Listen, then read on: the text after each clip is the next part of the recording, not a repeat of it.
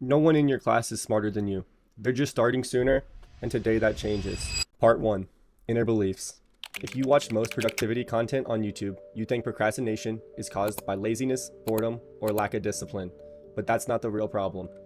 Procrastination is caused by 3 psychological conflicts: a lack of wisdom, a lack of willpower, and a lack of confidence.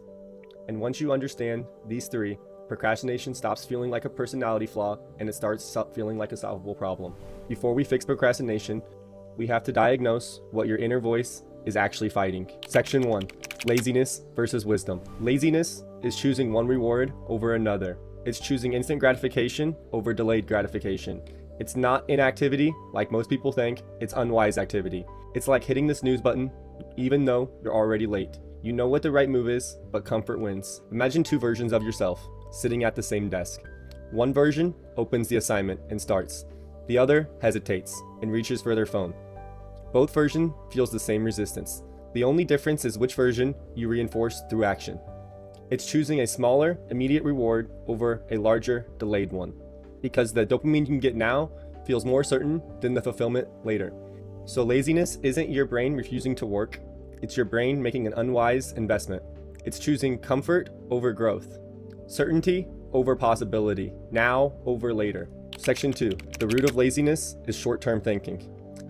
Laziness lives in the present moment. It asks one question: what feels great right now? Wisdom asks a different question: what will matter later? Laziness protects the present version of you. Wisdom builds the future version of you. You've probably heard of the marshmallow experiment. Kids were given a choice: 1 marshmallow now or 2 if they waited. The difference wasn't discipline. It was the ability to see the future clearly enough to act in the present. Those who could mentally prioritize their future behaved differently. Not because they had more energy, but because they had more vision. Section 3. Wisdom changes how you see reward. Wisdom doesn't remove effort. It changes how the effort feels. When you have wisdom, effort feels meaningful, because wisdom sees what laziness cannot. Wisdom understands that every action compounds. Every repetition strengthens identity. Every moment of discipline reshapes who you become. Section 4. Laziness is a perception problem, not an energy problem. Most people aren't lazy because they're tired.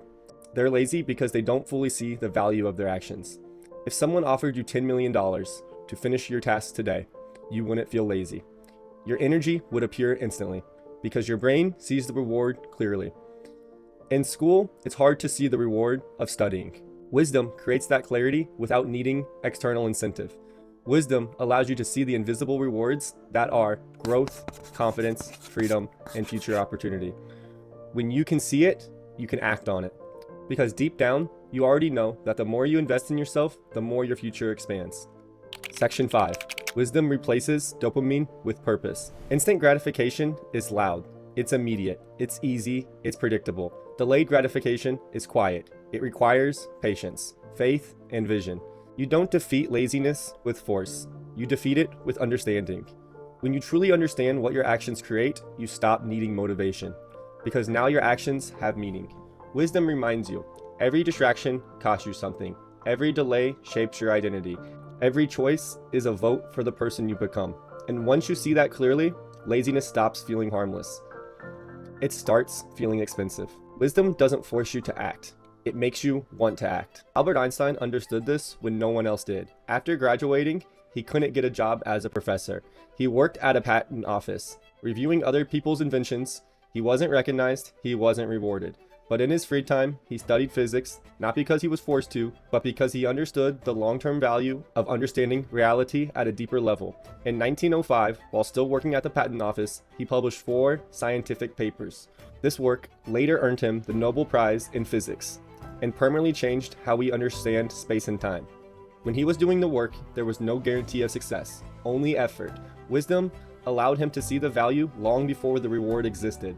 Because once you can see the future value of your actions, energy flows automatically. Actions stop feeling forced. It becomes inevitable.